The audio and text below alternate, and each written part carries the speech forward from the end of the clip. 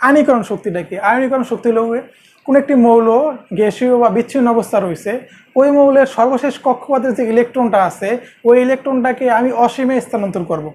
অসীমে স্থানান্তর করার মাধ্যমে 1 মোল পরিমাণ বা 1 একক ধনাত্মক চার্জ এর রূপান্তর করব। 1 একক ধনাত্মক চার্জ সৃষ্টি করার মাধ্যমে যেই এনার্জিটা আমার ওইখানে দিতে হয়েছে, মানে ওই ইলেকট্রনটাকে ওর সর্বশেষ কক্ষপথ থেকে অসীমে স্থানান্তর করার জন্য, ট্রান্সফার করার জন্য যেই পরিমাণ এনার্জি আমাকে ওইখানে দিতে হয়েছে, এইটাই হলো আয়নীকরণ শক্তি। আয়নীকরণ শক্তিটা হলো এরকম,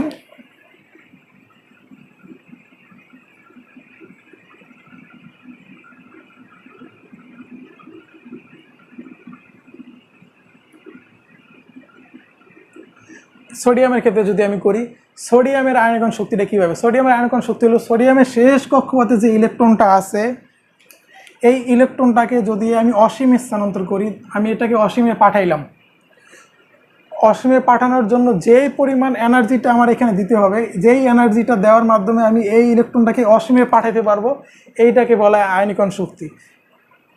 তো আয়নীকরণ শক্তির পড়ানোর সময় আমি আরেকটা জিনিস অ্যাড করি। তো আমি গত ক্লাসে যখন বর্ণালী পড়াইছিলাম, তো একজন আমাকে কোশ্চেন করছিল যে হাইড্রোজেনের তো মাত্র একটা শক্তি স্তর আছে, আর হাইড্রোজেনের যদি একটা শক্তি স্তর থাকে তাহলে হাইড্রোজেনের বর্ণালীতে ইলেকট্রনগুলো কীভাবে দ্বিতীয়, তৃতীয়, চতুর্থ, পঞ্চম, ষষ্ঠ শক্তি স্তরে যায়? সিস্টেমটা এরকম না। কথাটা হলো গিয়ে যে প্রত্যেকটা পরমাণু, হাইড্রোজেন হোক আর ক্যালসিয়াম হোক আর সোডিয়াম হোক, এদের অসংখ্য শক্তি স্তর আছে, অনেকগুলো শক্তি স্তর আছে। শুধুমাত্র যেই পর্যন্ত ইলেকট্রন আছে, যেই পর্যন্ত ইলেকট্রন পাওয়া যায় ওই পর্যন্ত নিয়েই আমরা ডিল করি। দেখা গেছে সোডিয়ামের যদি ইলেকট্রন বিন্যাস করি,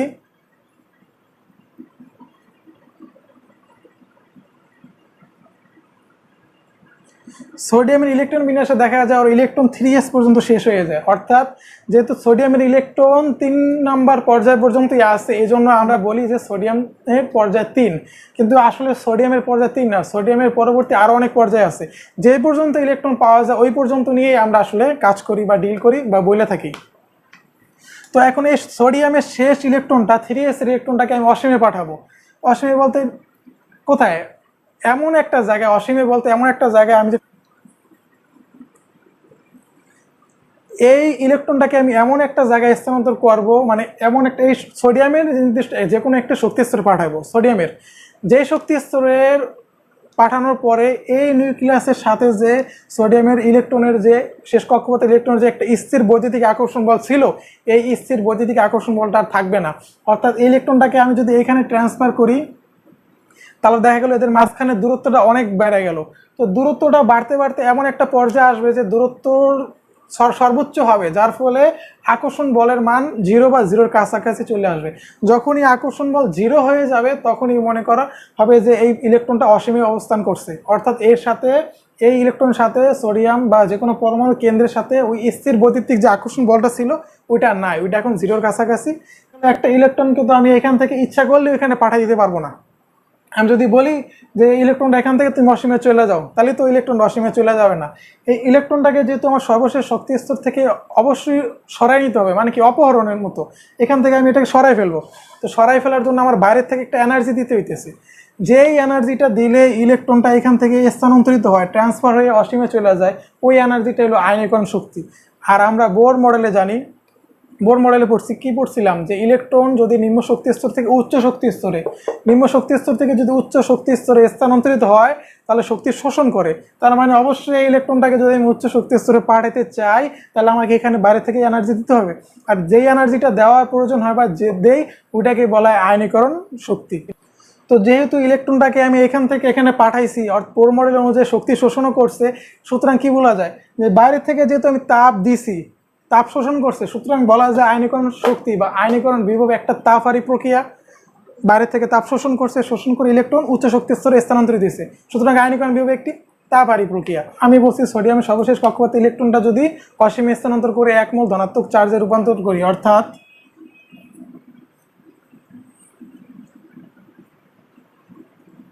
এই যে ইলেকট্রনটা স্থানান্তরের মাধ্যমে 1 মোল ধনাত্মক চার্জে রূপান্তর করছি, সোডিয়াম ইলেকট্রন ত্যাগ করে, সোডিয়াম ইলেকট্রন ত্যাগ করে সোডিয়াম আয়নে রূপান্তরিত হয়। আর যেহেতু সোডিয়াম আয়নে রূপান্তরিত হওয়ার পর যেহেতু একটা ইলেকট্রন অপসারিত করছি, মানে কি শেষ কক্ষপথে একটা ইলেকট্রন অসীমে পাঠাই দিছি, এই জন্য আমার বাইরে থেকে এনার্জি দিতে হচ্ছে। আর বাইরে থেকে এনার্জি দেওয়া মানে তাপ শোষণ করা হয়েছে, শক্তি শোষণ করা হয়েছে, অর্থাৎ এটা কি তাপহারী প্রক্রিয়া। আর তাপহারী প্রক্রিয়া ডেলিসের মান কী হয়? পজিটিভ হয়।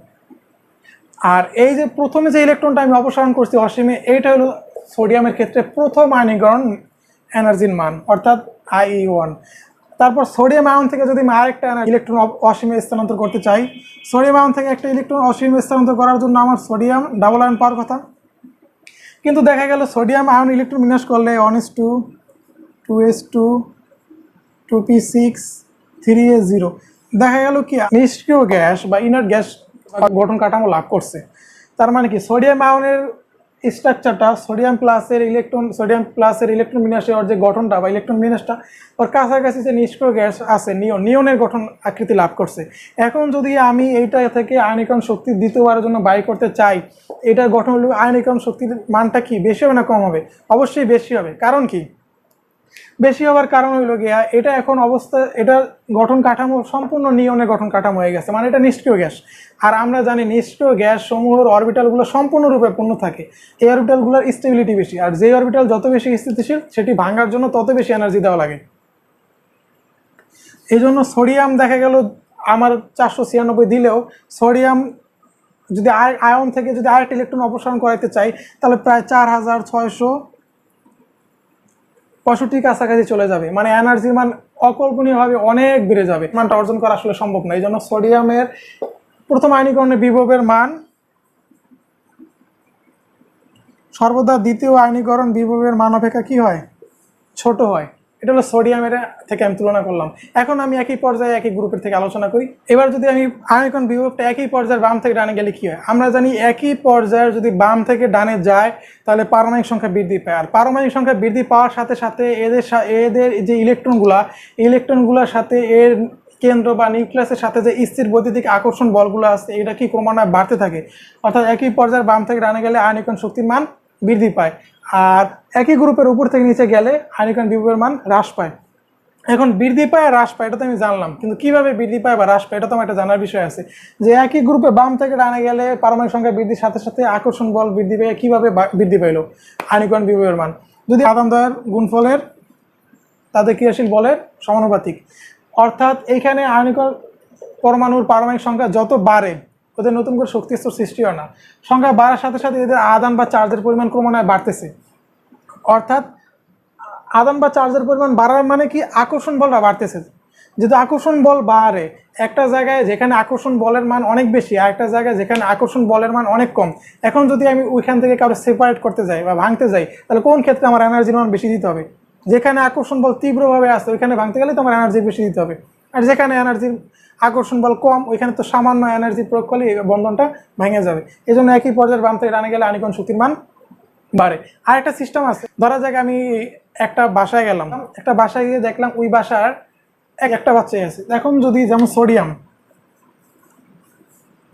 সোডিয়ামের শেষ কক্ষে একটা ইলেকট্রন আছে, ধরলাম আমি একটা মাত্রই বাচ্চা আছে, এখন এই একটা বাচ্চাকে কিন্তু আমি ইজিলি কিডন্যাপ করতে পারতেছি, সামান্য পরিমাণ এনার্জি প্রয়োগ করলে এই বাচ্চাটাকে আমি নিয়ে যেতেছি। এখন দেখা গেল যে না, আমি এই একটা কিডন্যাপ করলাম, এটার জন্য একটা নির্দিষ্ট এনার্জি দেওয়া হলো, পরে আরেকটা বাসায় গেলাম যেখানে দেখলাম দুইটা বাচ্চা আছে, এখন একটা বাচ্চাকে আমি যেই এনার্জি দ্বারা কিডন্যাপ করতে পারছি আমি দুইটা বাচ্চাকে কি সেম এনার্জি দ্বারা কিডন্যাপ করতে পারবো না? যেহেতু দুইজন বাচ্চা এই জন্য এখানে এনার্জির মান আমার আরেকটু বাড়াইতে হবে। তার মানে সোডিয়ামের থেকে ম্যাগনেসিয়ামের আয়নীকরণ শক্তির মান কিনতে গেল বাইরে গেল। আবার যদি আমি অ্যালুমিনিয়াম দেই, সিলিকন দেই, ফসফরাস দেই, সালফার দেই, ক্রমান্বয়ে কিন্তু এনার্জির বাচ্চাদের সংখ্যা বাড়ছে। এখন আমি একটা বাসায় গেলাম, যে বাসায় গিয়ে দেখলাম বাচ্চা আছে 7 জন, এখন আমার কিডন্যাপ করার ইচ্ছা হলো একজন। এখন এই 7 জন বাচ্চা থেকে যদি আমি একজন কিডন্যাপ করতে যাই তার মানে আমার কি পরিমাণ এনার্জি নিয়ে যেতে হবে? আমি সোডিয়াম বা একটা বাচ্চা যেই বাসা ছিল ওই বাসা থেকে কিডন্যাপ করা যতটা সহজ, যেই বাসায় 60টা বাচ্চা আছে একসাথে আছে ওই বাচ্চাগুলোর থেকে একটা বাচ্চা কিডন্যাপ করা কি তত সহজ হইব? তার মানে এই 60টা ইলেকট্রন যেখানে আছে ওইখানে ওদের ভিতরে বন্ডিংটা আকর্ষণ শক্তিটা এতই বেশি যে ওইখান থেকে একটা ইলেকট্রন খুব সহজে সরানো যায় না। আর যদি সরাইতেই হয় তার মানে আমাকে ওই লেভেলের একটা এনার্জি অ্যাচিভ করতে হবে। ওই লেভেলে একটা এনার্জি যদি অ্যাচিভ করতে পারি তাহলে বাইরে থেকে প্রয়োগ করতে পারি তাহলে এই ইলেকট্রনটা এখান থেকে সরানো যাবে। অর্থাৎ কি একই পর্যায়ে বাম থেকে ডানে যাওয়ার সাথে সাথে কী হলো, বাচ্চাদের সংখ্যা বাড়তে থাকলো বাসার ভিতরে বাচ্চাদের সংখ্যা বাড়ার সাথে সাথে কী হলো, কিডন্যাপারের বেশি পরিমাণে কী হলো বল প্রয়োগ করতে হলো। যত বেশি বাচ্চা সংখ্যা বাড়বো কিডন্যাপারে তত বেশি এনার্জি দিতে হইব, মানে ইলেকট্রন সংখ্যা যত বাড়বে বাইরে থেকে আমার এনার্জির মান তত বেশি দিতে হবে, আর এনার্জির মান যত বেশি দিব আয়নীকরণ শক্তির মান ততই বেশি বাড়তে থাকবে। আর উপর থেকে নিচে যদি যাই আমি, একই গ্রুপের উপর থেকে নিচে গেলে কি হয়, একই গ্রুপের উপর থেকে নিচে গেলে দেখা গেলো আয়নীকরণ শক্তির মান হ্রাস পায়। কারণ কি, একই গ্রুপের উপর থেকে নিচে গেলে পারমাণবিক সংখ্যা বাড়ার সাথে সাথে আকার বা পারমাণবিক ব্যাসার্ধ বৃদ্ধি পায়। অর্থাৎ কি, আমি আগে একটা বাসা থেকে একজন কিডন্যাপ করছি, উপর থেকে নিচে গেল, তারপরে পারমাণবিক সংখ্যা বাড়লো, পরবর্তীতে যেই বাসায় গেলাম ওইখানে আমার কি আয়নীকরণ শক্তির মান হ্রাস পেলো, মানে আমার এনার্জি কম লাগলো কেন, একটা বাসা একটা বাচ্চা আছে, ওইটা আমি কিডন্যাপ করবো একটা নির্দিষ্ট এনার্জিতে, ওই বাসা এই বাসাটা ছিলাম, ওই বাসাটা খুবই ছোট, ওইখান থেকে একজনকে কিডন্যাপ করবো। তো ওই বাসা থেকে কিন্তু কিডন্যাপ করার একটা ঝামেলা আছে, কারণ সবাই কাছাকাছি থাকবে। আর আরেকটা বাসায় গেলাম, এই বাসাটা বিশাল, ইলেকট্রন যতই বাড়ুক না, ইলেকট্রন বাড়ার সাথে সাথে আমার বাসা কিন্তু অনেক বড় যেতেছে। এমন একটা বাসায় গেলাম, একটা বিশাল এক বাংলো বাড়ি, ওই বাসায় বাচ্চা একটা কেন 7টা থাকুক, আমি যে কোনো একটা কিন্তু নিয়ে আসলে অন্য কেউ টের পাওয়ার সম্ভাবনা খুবই কম। অর্থাৎ কি, আমার আকার যত বাড়ছে, অর্থাৎ বাসার বিস্তৃতি যত বাড়ছে, বাচ্চাটাকে অপহরণ করার কিন্তু তত বেশি ইজি হয়ে গেল। ঠিক একইভাবে আয়নীকরণ বিভবের ক্ষেত্রে একই, উপর থেকে নিচে যাওয়ার সাথে সাথে কি হলো, পরমাণুর আকারটা ব্যাপকভাবে বাড়তেছে। উপর থেকে নিচে যাওয়ার সাথে সাথে পারমাণবিক আকার যেহেতু বাড়তেছে, এখন পারমাণবিক আকার বাড়তে বাড়তে দেখা গেল সোডিয়ামের হলো 3টা পর্যায়, আর দেখা গেল আমার পটাশিয়ামের 4টা পর্যায়। এখন এই জায়গার সাথে যে নিউক্লিয়াসের যে আকর্ষণ বল আর এই জায়গার সাথে যে নিউক্লিয়াসের আকর্ষণ বল, এই দুইটা কিন্তু কখনো কি হবে না, সেম হবে না। আর যেহেতু এই দুইজনের আকর্ষণ বল সেম না, আর এটার আকার বেশি, আর আমরা জানি আকার বাড়লে আকর্ষণ শক্তি হ্রাস পায়, ফর্মুলা অনুযায়ীও জানি, আবার কিডন্যাপিং সিস্টেম থেকে আমি বুঝতে পারি কীভাবে আকারের সাথে আকর্ষণ শক্তি হ্রাস পায়। আর যেহেতু দূরে আছে, ওইখান থেকে নিয়ে গেলে চেঁচামেচি করলেও শুনতে পারেও নাও পারে, অর্থাৎ দূরত্ব বাড়ার সাথে সাথে পারমাণবিক ব্যাসার্ধ বৃদ্ধি পায়, এবং পারমাণবিক ব্যাসার্ধ বৃদ্ধি পাওয়ার সাথে সাথে ইলেকট্রন ওইখান থেকে অপহরণ করা বা সরানো তত সহজ হয়ে যায়। এই জন্যই উপর থেকে নিচে গেলে আমি কম এনার্জি দিলেও ইলেকট্রনটা সহজেই সরাই নেওয়া যায়। এই জন্য বলা যায় একই পর্যায়ে বাম থেকে ডান গেলে আয়নীকরণ শক্তি বৃদ্ধি পায়, এবং উপর থেকে নিচে গেলে আয়নীকরণ শক্তির মান হ্রাস পায়। আয়নীকরণ এনার্জির সাথে আমার শেল্ডিং ইফেক্ট একটা সম্পর্ক আছে, যে আচ্ছাদন প্রভাব বা আচ্ছাদন প্রভাবের সাথে আয়নীকরণ শক্তির সম্পর্কটা কি। আচ্ছাদন প্রভাব হলো গিয়ে যে সমস্ত পরমাণুতে দেখা গেছে অসংখ্য ইলেকট্রন আছে, অনেকগুলো ইলেকট্রন আছে, তার মানে ইলেকট্রনগুলো থাকার মাধ্যমে কী হলো, প্রথম পর্যায়ে দ্বিতীয় পর্যায়ে তৃতীয় পর্যায়ে পর্যায়ক্রমে ইলেকট্রনগুলো অবস্থান করতেছে। এখন পরমাণুর আকর্ষণ বল আমি আয়নীকরণ বিভবটা নির্ণয় করি শেষ কক্ষপথের ইলেকট্রন অপসারণের মাধ্যমে। তো শেষ কক্ষপথে যে ইলেকট্রনটা আছে, এই ইলেকট্রনটার সাথে আমার নিউক্লিয়াসের একটি স্থির বৈদ্যুতিক আকর্ষণ বল আছে। যখন এনার্জিটা দেওয়ার মাধ্যমে আকর্ষণ বলটা ভেঙে যাবে, অর্থাৎ আকর্ষণটা সম্পূর্ণভাবে বিলুপ্ত হয়ে যাবে, তখন ইলেকট্রনটা অপসারণ করা সম্ভব হবে। আর আচ্ছাদন প্রভাব হলো গিয়ে পরমাণুর প্রথম শক্তি স্তর, দ্বিতীয় শক্তি স্তর, তৃতীয় শক্তি স্তর, এই নিউক্লিয়াস থেকে তৃতীয় শক্তি স্তরে যাওয়ার আগে কিন্তু পরমাণুর মাঝে আরও কিছু শক্তি স্তর আছে, ওই শক্তি স্তর সমূহতে ইলেকট্রন আছে। এই ইলেকট্রনগুলোর কারণে এই যে পরমাণু শেষ কক্ষপথের যে ইলেকট্রনটা, এটার সাথে যে নিউক্লিয়াসের একটা আকর্ষণ বল যেরকম হওয়ার কথা ছিল, এই ইলেকট্রনগুলোর কারণে ওই আকর্ষণ বলটা ওইরকম হতে পারে না, আর একটু কম হয়।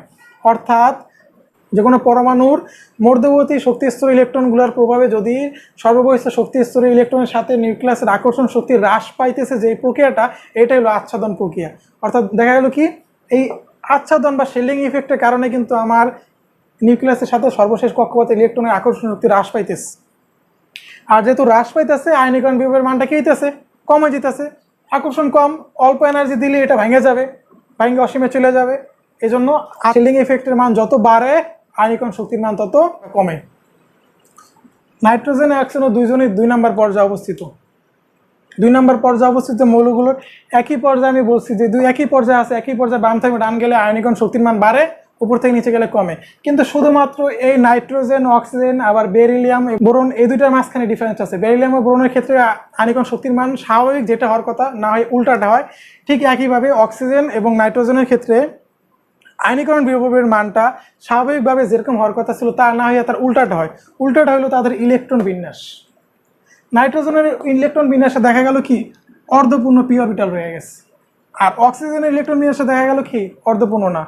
যেহেতু আমরা হুন্ডা নীতিতে পড়ছিলাম যে অর্ধপূর্ণ বা সম্পূর্ণ অরবিটাল সমূহ অধিক স্টেবল, আর যে যৌগ যত বেশি স্টেবল, ওইটা ভাঙার জন্য তত বেশি এনার্জি দিতে হয়। যেহেতু অক্সিজেনের থেকে নাইট্রোজেনের ইলেকট্রন বিন্যাসের গঠন কাঠামোটা স্টেবল গঠন কাঠামো বা আর অক্সিজেন একটা কম স্টেবল গঠন কাঠামো, এই জন্য অক্সিজেনের থেকে নাইট্রোজেনের এনার্জির মানটা বেশি দিতে হয়। অর্ধপূর্ণ বা সম্পূর্ণ স্থিতিশীল গঠন কাঠামো, এটা ভাঙার জন্য এনার্জির মানটা বেশি, এই জন্য আয়নীকরণ বিভব নাইট্রোজেনের বেশি হয়, অক্সিজেনের কম হয়। দেখা গেল অক্সিজেন যদি 100 ইলেকট্রন প্রবেশ করে, এই বিপরীতমুখী যে স্পিন ইলেকট্রন আসবে সামান্য পরিমাণ এনার্জি দিলে অসীমে চলে যাবে। বিপরীতমুখী স্পিনে আসার সামান্য এনার্জি দিলে অসীমে চলে গেল, কিন্তু নাইট্রোজেনের দেখা গেল সব একই মুখী স্পিন, এটার ভাঙার জন্য তুলনায় অনেক বেশি দিতে হবে।